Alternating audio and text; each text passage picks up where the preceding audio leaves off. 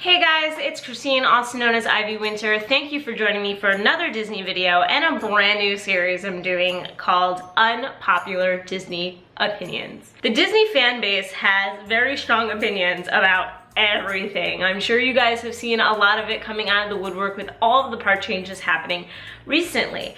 And I feel like there are certain opinions that are like law, you know? Like you just accept the fact that everyone loves Haunted Mansion. Everyone loves it, that's it. Nobody cannot love it, otherwise you'll be chased with pitchforks like, you know, Gaston chasing the Beast in Beauty and the Beast. You know, you have to adhere to these certain opinions. Well, not here, ladies and gentlemen. I will be talking about all of my unpopular Disney opinions, and I want to invite some fellow YouTubers as well in the future to talk about their unpopular Disney opinions, because I think opinions are great. I think having dissenting opinions is great. I think it's great to hear different points of view, and I want this to actually be really positive, fun interaction. I don't want anyone punching anybody out because they don't agree and whether Carousel of Progress is worth riding or not. I want it to be a good place of debate, but a good place for other people who have those unpopular opinions to feel safe and warm and to know that you're not alone and that it's okay and that some of us just don't follow the group when it comes to certain things. So my first unpopular Disney opinion today that I'm kicking off with is I love Captain EO. That's right, I said it. I'm upset that it's not in Epcot anymore. When it came back, I was so excited, and then I was really sad when they got rid of it. And I know that a lot of people were super happy to see it go, but not me. So for those who don't know, Captain EO was a 3D movie in Epcot that came out in 1986, the year I was born, mind you, dating myself. And it starred none other than Michael Jackson and was directed by Francis Ford Coppola. Like, that in itself is amazing. Why do we not love that, you guys? That's like fantastic. The story is, of course, incorporating Michael Jackson's music, so you can consider it almost like a 3D musical. And he is Captain EO, a captain of a spaceship. He's traveling to different planets. He discovers this planet that is very H.R. Geiger, creepy planet of unhappy people with this evil queen that captures him and his fluffy companions and wants to basically like throw them in jail, kill them. I can't even remember the whole story. It doesn't matter. Story is not important. The visuals were. So he comes in with his love and his music, and he does his cool little dance moves and starts to change the people who are there, the guards and everything, into these rad 1980s dancers in super bright 80s garb, and it is awesome. And in that whole thing, he changes the queen into this lovely woman who is super into his music and enjoys it, and basically brought peace and love to this planet through Michael Jackson's music, which I totally believe is a real thing that could happen. I mean, come on, guys. Come on, I just listen to my Michael Jackson playlist and I go to a place of zen.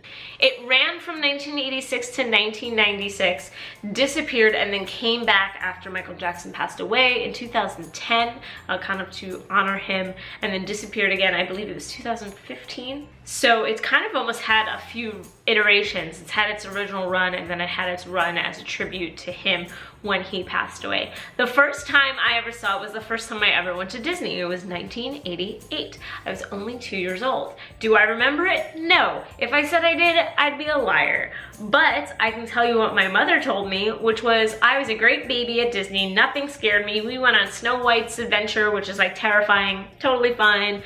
Mr. Toad's Wild Ride, totally fine. Get there, Michael Jackson shows up, and I start bawling. I don't know why. He scared the crap out of me apparently when I was 2 years old. So Captain EO, the only ride to ever make me cry. I saw it again in 96 before it disappeared, and then it disappeared, and that was it. And I remember reminiscing with my brother about it all the time. And when YouTube came around, we used to find the video on YouTube and watch it together and just crack up and be like, this is the best thing ever. We totally missed this and it sucks, and man, I wish it could come back. And then boom, it did, and it was awesome. And like, guys, I get it. Like, you know, it came back in its original iteration, and it wasn't like they updated it or did anything fancy to it, but you know what? I think that was okay. It was just showing that this was what was cool in 1986, and look at all these awesome special effects that maybe, yeah, today seem dated, but back then were really cool. Not only were the effects super cool, but you have the super cool puppets of all of the characters that were with him. It was considered one of the first 4D movies ever, because it had some of the you know, physical effects that then became Honey, I Shrunk the Audience. So it was one of the first to ever do that. Also, fun fact, Francis Ford Coppola called him Captain EO after the goddess Eos, Greek goddess, who is the goddess of dawn. Get it? A new dawn. He goes to the planet and shit.